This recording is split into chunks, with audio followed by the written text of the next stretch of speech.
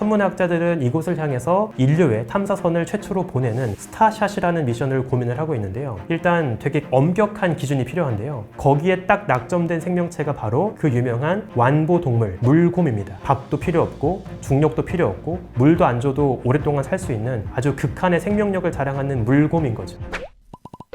안녕하세요. 은하들의 충돌과 진화를 연구하고 있는 우주먼지 지웅배입니다. 이제 우주선 로켓이 만들어지기 전에 열기구 시대 때부터 이미 동물 실험들이 있었거든요. 대표적으로 하나 꼽아보자면 18세기 말에 당시 그 프랑스에 활동하고 있던 발명가 형제, 몽골피의 형제가 있습니다. 이 사람들이 거대한 천으로 리벨리온이라고 하는 열기구를 만들어요. 그 다음에 이 열기구를 타고 하늘 높이 올라갈 수 있다, 이거를 시연을 합니다. 당시에 그 루이 16세 왕 앞에서 베르사유 궁전에서 출발해요. 그래서 열기구를 띄워가지고 쭉 올라가는데, 당시엔 아직 사람을 태우기에는 불안했기 때문에 이게 생명체가 무사한지를 검사하기 위해서 이 안에다가 양이랑 수탉이랑 오리 같은 동물을 태웁니다. 그리고 8분 동안 쭉 하늘 높이 올라갔다가 무사히 돌아왔어요. 역사상 처음으로 하늘까지 올라갔다가 돌아온 양은 이후 마리 앙투아네트의 개인 동물원으로 이제 옮겨져서 반려동물로 길러지기도 합니다. 많은 분들이 처음으로 우주를 여행한 동물이라고 하면 제 5세도 있는 우주 강아지 라이카 이야기를 먼저 떠올릴 것 같은데요. 사실은 강아지 라이카보다 훨씬 앞서서 우주에 갔던 동물이 있습니다. 바로 초파리입니다. 되게 뜬금없지만 이 초파리는 동물 실험을 할 때 되게 중요한 역할을 하고 있어요. 알을 낳고 세대로 넘어가는 걸리는 시간이 되게 짧기 때문에 계속 세대를 거듭해서 유전이 어떻게 되는지 이런 것들을 검사하기 되게 좋은 그 곤충이에요. 실제로 지금도 많은 생물학자들이 초파리로 실험을 하고 있는데, 세계 대전이 끝나고 나서 미국에서 아직 로켓이 없었던 시절 독일이 버리고 간 미사일을 가지고 우주 발사 실험을 합니다. 당시 독일이 썼다가 버린 V2라고 한 로켓이 있거든요. 여기에다가 초파리를 태워가지고 우주로 보내요. 근데 물론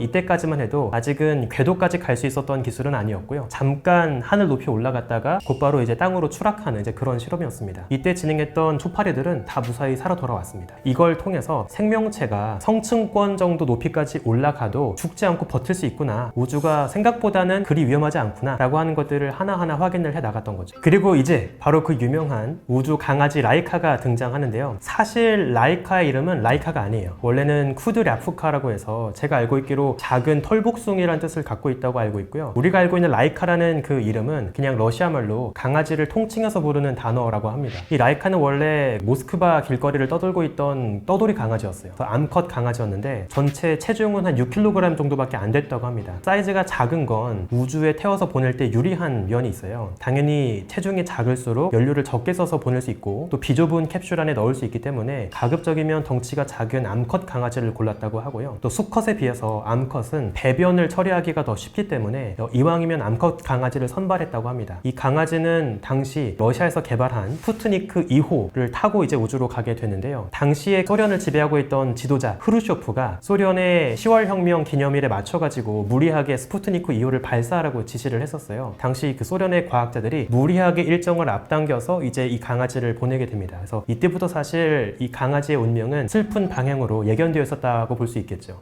이 강아지는 이제 몸에 생체 신호를 검사하기 위한 전극을 꽂고 캡슐에 들어가게 되고요. 자동으로 밥이 나오는 배식 기계가 같이 들어 있었습니다. 그리고 이제 우주로 올라가게 되는데, 당시 소련은 라이카가 우주에 갔다가 무사히 지구로 돌아왔다고 거짓 발표를 했어요. 그런데 나중에 밝혀진 사실에 따르면 안타깝게도 라이카는 우주의 성층권 정도 높이까지 올라간 직후에 얼마 지나지 않아서 바로 눈을 감았습니다. 일부 분들이 로켓이 올라가는 과정에서 지나치게 뜨거운 고열 때문에 타 죽었다, 이렇게 알고 계신 분도 계신데요. 실제로 타 죽은 건 아니고요. 다만 이제 올라가는 과정에서 발생한 지나친 소음과 진동을 버티지 못하고 강아지가 그만 세상을 떠나버린 거죠. 그래서 이미 우주 궤도에 올라갔을 때 강아지는 죽어 있었기 때문에 말 그대로 죽어버린 라이카가 타고 있는 우주관이 되어서 지구를 빙글빙글 돌았던 거죠. 이 스푸트니크 2호는 궤도를 돌다가 지구 대기권의 마찰로 인해서 서서히 속도가 줄어들었고요. 지구를 한 2,400바퀴 정도 돈 다음에 대기권으로 추락하면서 이제 타버렸습니다. 안타깝게도 라이카는 그렇게 세상을 떠난 거죠. 그리고 하나 더 가슴 아픈 사연이 뭐냐면, 애초부터 사실 소련은 라이카를 살려서 돌려보낼 생각도 없었습니다. 우주로 날아간 직후에 이 라이카한테 독이 든 사료를 먹여서 안락사시킬 생각이었어요. 그러니까 애초부터 귀환시킬 목적이 아니었던 여행이었던 겁니다. 라이카의 비행은 굉장히 슬픈 이야기이긴 있긴 하지만 이후에 유인 우주 비행에서 좋은 데이터를 제공하기는 했어요. 라이카가 눈을 감긴 했지만 발사 과정에서 사망한 것이 아니라 성층권 정도 높이까지 올라간 다음에 몇 시간 정도 더 버티다가 눈을 감았거든요.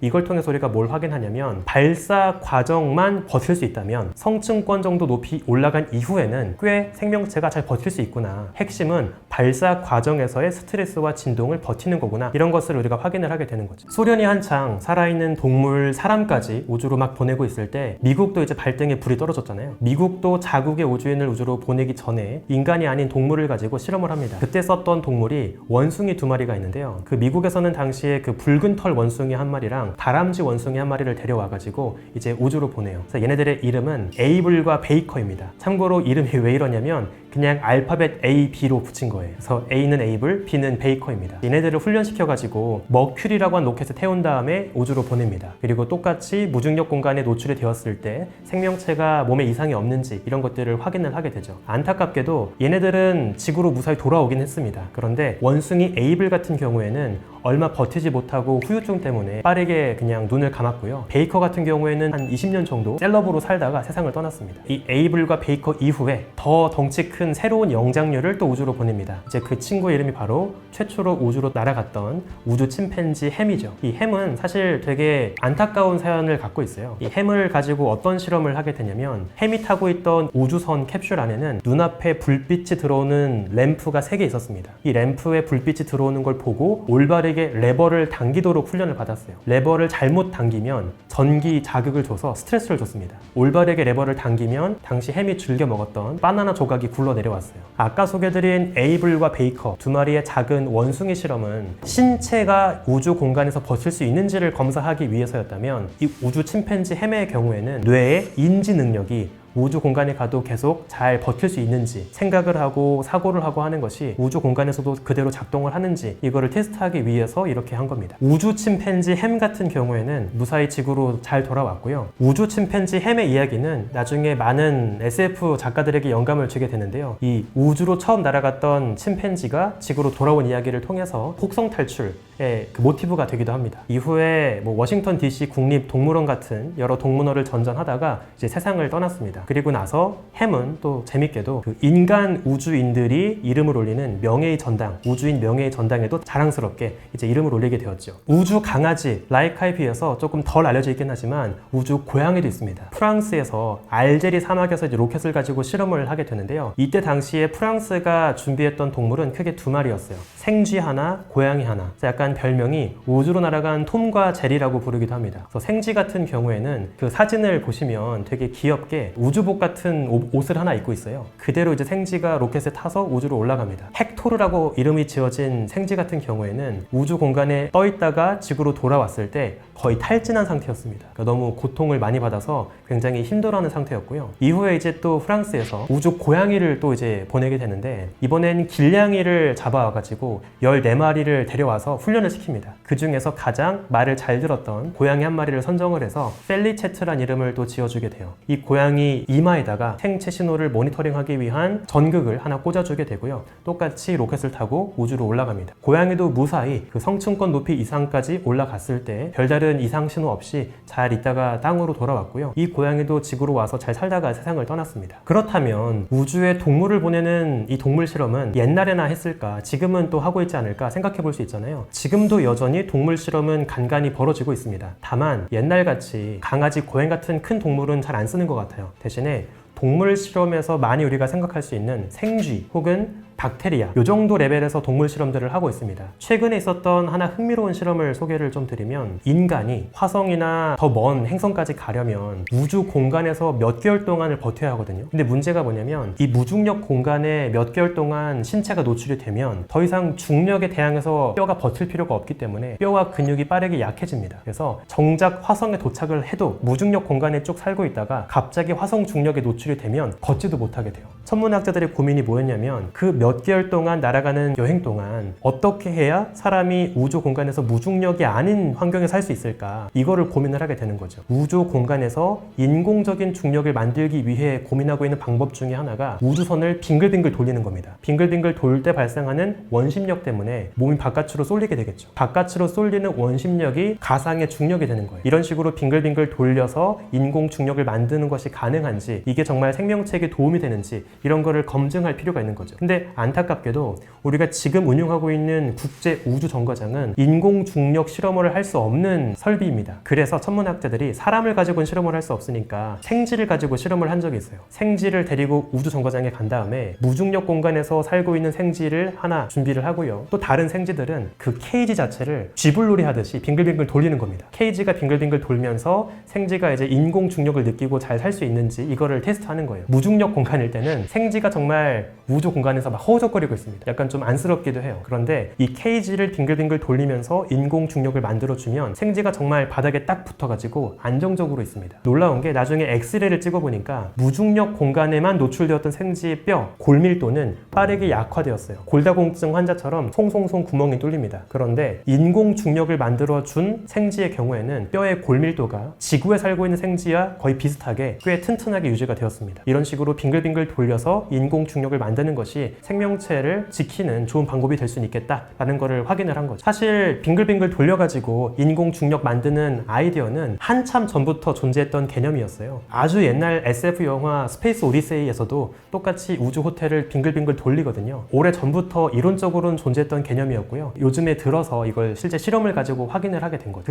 여러분들이 좋아하시는 영화 인터스텔라에 나오는 우주선도 잘 보시면 빙글빙글 돌립니다. 이렇게 돌려서 인공적인 중력을 만드는 거죠. 우리가 아직은 생쥐가 살 수 있는 작은 케이지 정도에서만 이런 실험을 했지만 정말 머지않은 미래 이런 인공 중력을 사람이 버틸 수 있을 만큼 크게 만들 수 있다면 이제 영화에서 봤던 인터스텔라 영화 같은 그런 우주선도 가능하다고 볼 수 있겠죠. 이제 인류는 궁극적인 목표가 태양계만 탐사하는 걸 넘어서서 태양계 바깥 다른 별까지도 직접 날아가 보고 싶은 건데요. 안타깝게도 우주가 너무 넓다 보니까 다른 별, 태양계 바깥 다른 행성계까지를 가려면 너무나 긴 시간이 걸립니다. 지금 기술로 가더라도 수만 년이 걸려요. 이거는 생명체가 버티고 말고를 고민할 수 없는 수준인 거죠. 그런데 최근에 이제 어떤 항법을 고민하고 있냐면 아주 커다란 은박지 같은 돛을 우주에 띄웁니다. 그 다음에 이 우주 돛을 향해서 태양빛을 비춰주거나 아니면 지구에서 인공적으로 강한 레이저를 쏘는 거예요. 그 빛의 압력, 광합을 받아서 이 돛이 밀리기 시작합니다. 이 돛을 충분히 얇고 가볍게 만들 수 있다면 이론적으로 광속의 20%, 30%까지 가속시킬 수 있어요. 정말 이게 가능하다면 그나마 태양계 바깥에 가장 가까운 이웃별인 프록시마 센타우리까지 한 40년, 50년 안에 갈 수 있습니다. 물론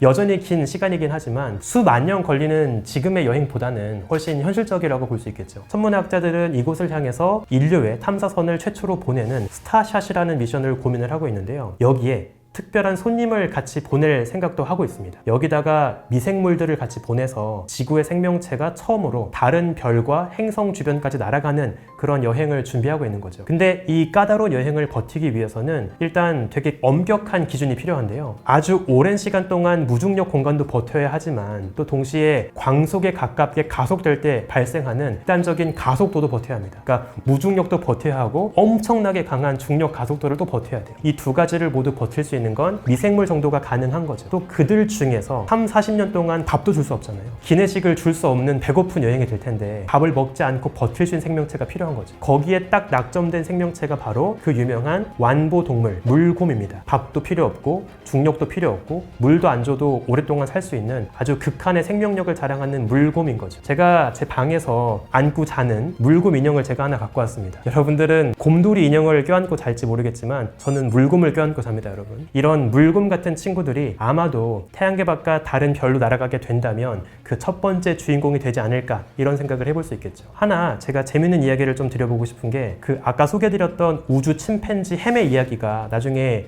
영화 혹성 탈출의 모티브가 되거든요. 그래서 마찬가지로 만약에 인류가 강제로 날려보낸 물곰이 인간들에게 앙심을 품고 지구로 돌아온다면 그때는 이런 물곰을 모티브로 한 영화도 가능하지 않을까 생각이 들기도 하네요. 물론 실제 물곰은 이것보다 징그럽습니다. 인형으로 만들어야 되니까 더 귀엽게 만든 거죠. 일단 아무래도 뭐 하늘이 됐건 우주가 됐건 사람을 궁극적으로 보내고 싶은데 실제 정말 사람 같은 생명체가 버틸 수 있는 환경인지를 담보할 수가 없잖아요. 또 과거로 가면 지금에 비해서 동물 윤리에 대한 인식도 별로 없었기 때문에 사람을 테스트하기 전에 일단 동물을 가지고 먼저 테스트해보자 이런 생각이었던 거겠죠. 사실 이것도 크게 두 가지일 것 같은데요. 하나는 호기심 때문에 생명체가 정말 그 먼 거리까지 가는 게 가능할지 한번 그냥 보내보고 싶다 이런 소녀 같은 마음일 수도 있고요. 이렇게 생명체를 먼 거리까지 보내면 궁극적으로 인류가 살아있는 사람이 가진 못한다 하더라도 마치 영화 프로메테우스처럼 그 세포 상태로 얼려서 사람을 보내고 거기에서 배양을 해가지고 거기에서 인간들을 정착시키고 하는 게 가능할지 이런 좀 장기적인 플랜을 고민해 볼 수 있다는 거죠.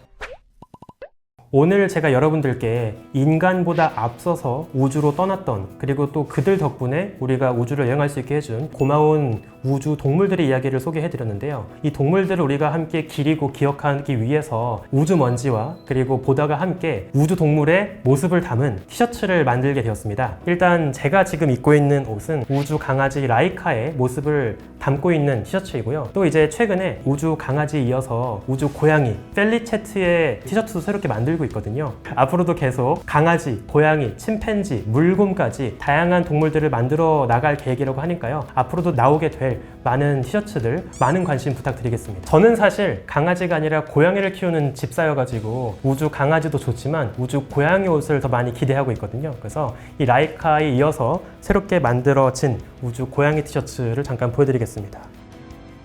여러분들도 앞으로 우리가 언제 우주 여행을 할진 모르겠지만 우리보다 앞서서 우주 여행 시대를 열어준 이 우주 동물들을 함께 추억해 보시면서 함께 이런 티셔츠를 입어보는 건 어떨까 한번 제안 드려보고 싶습니다.